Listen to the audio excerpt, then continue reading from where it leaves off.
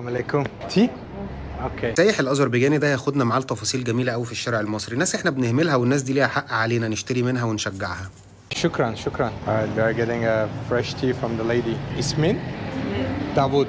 ما شاء الله. Yes, one sugar.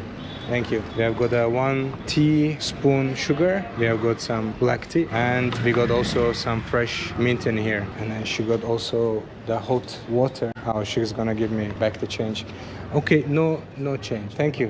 Bye bye. انت صديقي كده اديتها الفلوس في غفله، هي كانت حاسبه لك كوبايه الشاي بكام؟ Right. I think this tea might be costing around like 5 Egyptian pounds. قلت له كوبايه الشاي ب5 جنيه. الناس اللي بتقابلها في الشارع البسيطه الجميله اللي زي دي ناس عايزه تاكل عيش، فيا ريت كوبايه الشاي من كوبايتين الشاي اللي بتشربهم كل يوم على القهوه تبقى من عند الناس البسيطه اللي زي دي، ما فيهاش حاجه.